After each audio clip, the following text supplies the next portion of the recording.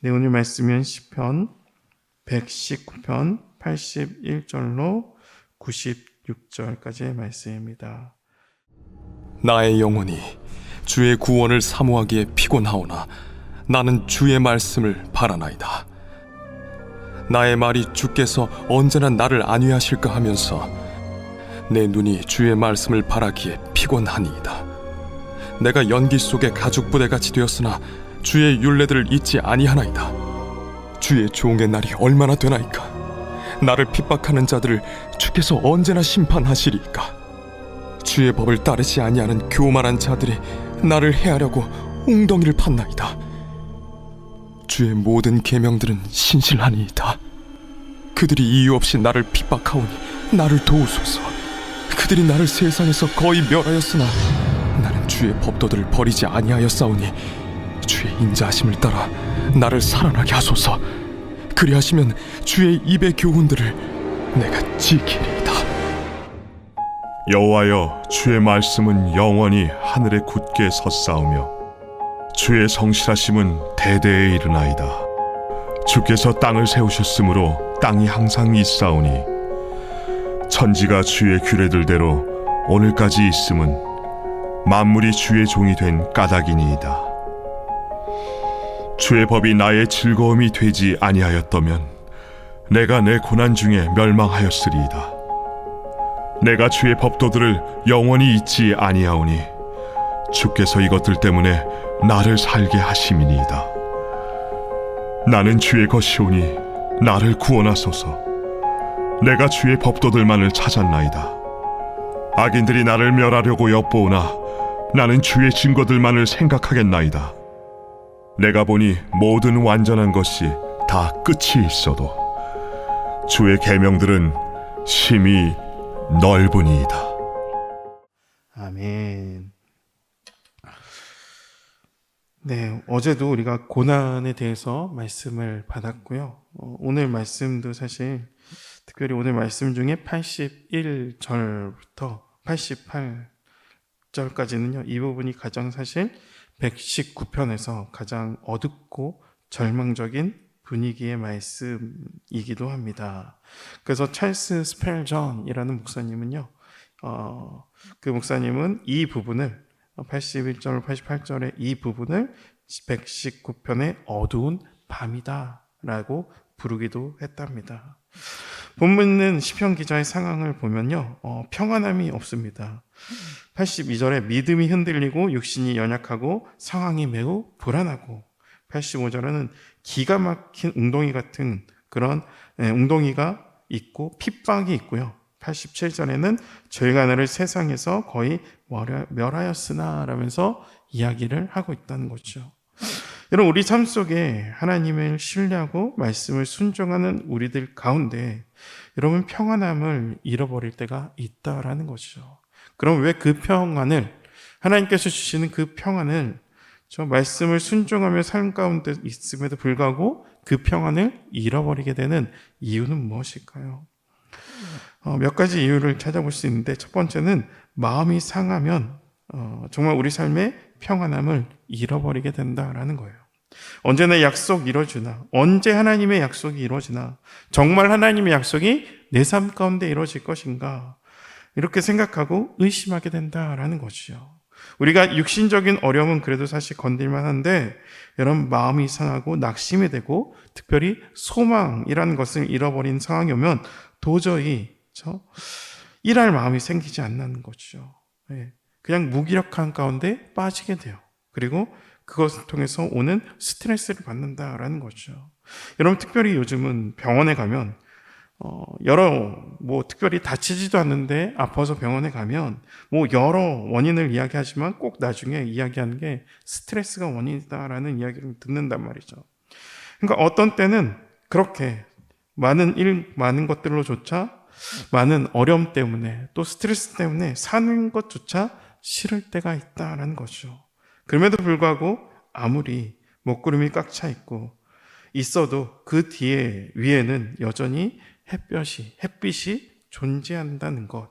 잠깐 먹구름이 지나고 나면, 안개가 지나고 나면 쨍쨍한 하늘이 있다는 것을 볼 수 있고 해는 늘 그 자리에 있다는 것을 우리가 기억해야 된다는 거죠. 두 번째로 우리의 평안함이 없어지는 이유는 불안해하는 이유는 소망이 더디게 이루어진 것이다 생각하기 때문이죠.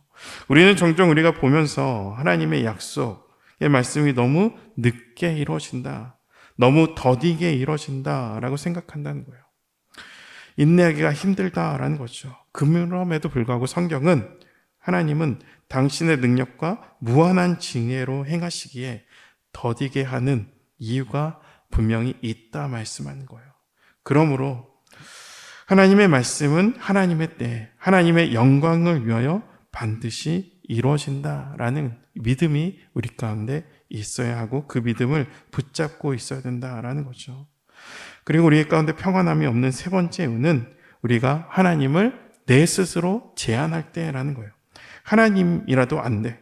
하나님이 임해도 안 돼. 성령이 임해도 안 돼. 하나님의 삶에서, 하나님을 내 삶에서 제한하는 거죠. 단지 내가 원하는 방법으로 안 되니까, 내가 원하는 방식대로 하나님이 그렇게 움직여 주시지 않으니까 하나님은 아니야 라고 이야기한다는 거죠. 그럼에도 불구하고 하나님은 방법이 많습니다. 이사야서 55장과 8절 9절 보면 하나님의 방법이 많다고 이야기하는 거죠. 우리 생각과 하나님의 생각은 하늘과 땅 차이라는 표현을 하지만 사실 그 이상의 차이가 나는 거죠. 하나님께는 한두 가지 방법이 아니라는 것이죠. 우리가 스스로 제한된 생각으로 하나님도 우리와 별반 다르지 않겠지라는 이 생각을 하면 안 되는 것이죠.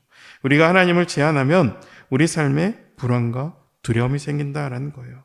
그래서 하나님의 능력과 하나님의 말씀은 하나님의 말씀, 하나님의 섭리에 대해서 의심하기 시작한다라는 것이죠. 우리가 하나님을 제한하고 우리의 심령이 딱 마르고 의심하게 되면 근심이 되어서 우리의 삶을 마르게 하고 우리의 뼈를 마르게 한다는 거예요. 하나님의 무한한 가능성, 하나님의 방법으로 길을 열어놓으셨는데 세상의 방법으로 우리는 하나님을 제한하고 있다는 것이죠. 그러므로 우리 가운데 평안이 없어지고 우리 주위의 원수들이 공격한다 우리는 생각하게 됩니다.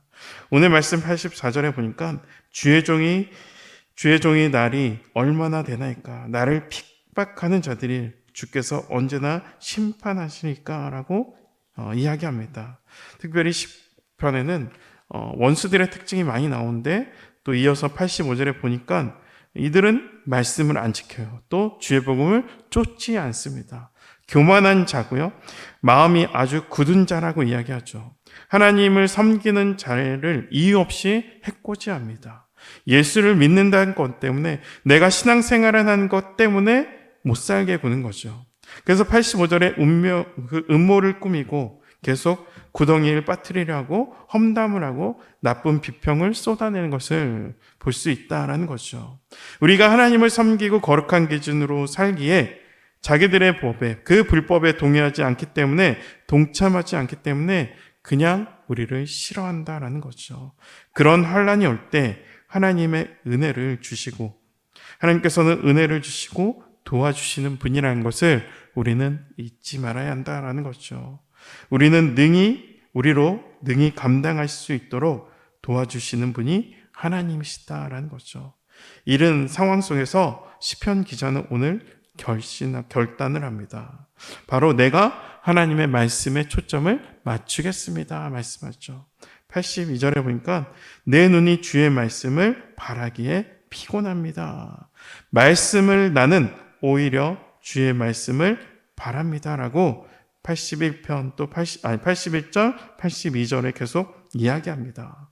문제는 삶에 언제든지 여러분 있을 수 있습니다. 그 문제는 풀면 됩니다. 문제의 아픔, 고통이 거기에 신경 쓰이지 말고 마음의 문제에 쏟지 말고 모든 것을 해결할 수 있는 그 말씀을 신뢰하는 믿음에 우리가 초점을 두어야 된다라는 거죠. 말씀의 초점을 피곤할 정도로 오늘 시편 기자는 말씀을 바라고 있습니다. 말씀을 깨닫기까지 눈이 빠지게 기다리고 있다라는 거죠. 이 말씀은 반드시 이루어진다. 하나님 언제까지입니까? 이 말씀을 지키면서 기다리고 있습니다. 기다리며 하나님의 계시, 깨달음, 감동, 하나님이 나의 삶에 역사하신 것을 기다리는 시편 기자의 모습처럼 우리도 역시 하나님의 일하심을 기다릴 수 있어야 된다는 거죠. 83절 보니까 연기 중에 가죽병같이 됐다라는 표현이 있어요. 그만큼 새까맣게 타들어가는, 자기 속이 새까맣게 썩어 들어가는 그런 상황에도 그 자는, 이 시편 기자는 하나님을 간절히 바라고 있다라는 거죠. 여러분, 환경, 상황은 변할 수 있습니다. 근데 환경이 중요하고 상황이 중요한 것이 아니라 하나님의 말씀, 우리 주일에도 하나님 약속이 이루어진다는 그 말씀처럼 반드시 이루어진다는 말씀을 기억하며 사는 것이 중요하다는 것이죠. 말씀은 우리의 지각과 우리의 모든 상상을 뛰어넘는 말씀이라는 것을 기억해야 됩니다. 그리고 여러분, 오늘 그리고 어제의 말씀을 통해서 분명한 것은 인생 가운데 분명한 고난은 있습니다. 누구에게나 다 고난은 있다라는 거죠. 고난에 제외된 인생은 없다라는 거예요. 원수는 우리 삶을 통해서 우리를 계속 낙심하게 하고 실망하게 하고 좌절하게 하고 포기하게 하는, 또 말씀을 버리기를 바라면서 우리를 우는 사자와 같이 우리를 삼키려고 돌아다니고 있다라는 겁니다. 우리의 감정, 내면을 두렵게 하고 불안하게 하고 낙심하게 해서 믿음이 흔들리게 하는 것이 이 사단이 원하는 거라는 것이죠. 어찌하든지 말씀을 안 읽고 말씀을 부인하고 말씀을 떠나게 하는 것이 그들의 목적이라는 거예요. 그러나 우리는 고난을 능히 감당케 하신 그 하나님의 은혜를 확신할 수 있어야 되는 것이죠. 때를 따라 돕는 은혜를 계속적으로 우리는 날마다 새로운 은혜, 더 큰 은혜, 더 놀라운 은혜를 간구하고 경험할 수 있어야 한다는 거죠. 말씀을 사모하기를 결단해야 됩니다. 그래서 아무리 바빠도 적게라도 말씀을 보셔야 되고요. 읽어야 되고, 또 성도가 고난 속에서 주님의 위로를 기다리며 주의 말씀을 바라볼 수 있어야 되는 거죠.